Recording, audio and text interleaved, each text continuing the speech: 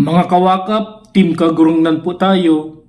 Sa video ito, pag-uusapan natin ang tungkol sa pagtatalik.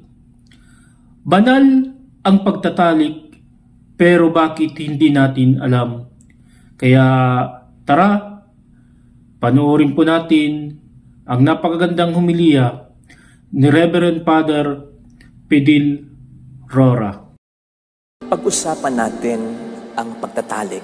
Parang nasyak kayo. Hindi ko naman kayo masisi sapagkat ang pagtatalik or sex ay masyado nang pinapangit ng mundong ito sa pamamagitan ng maraming mga masamang impluensya ng Diablo. Pero sa totoo lang, banal ito. Mahalagang aspeto ito sa buhay mag-asawa.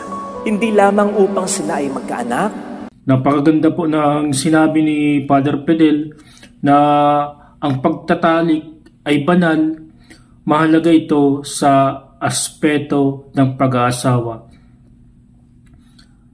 Ang pagtatalik ng hindi kasal ay isang mabigat na kasalanan o mortal sin na kabilang sa offenses against chastity.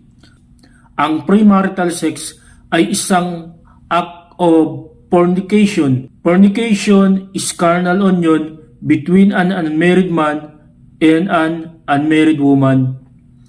It is gravely contrary to the dignity of person and of human sexuality, which is naturally ordered to the good of spouses and the generation and education of children.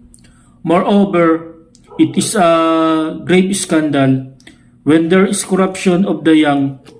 Nakasulat po yan sa Catechism of the Catholic Church, number 2353. Hindi lamang para panatilihin ang alab ng kanilang pagmamahal, kundi upang sila rin as a couple and as an individual ay patuloy na maging banal. Yes, ang pagtatalik in the context of marriage ay daan ng kabanalan. Tandaan po natin na ang kasal ay isa sa 7 sakramento.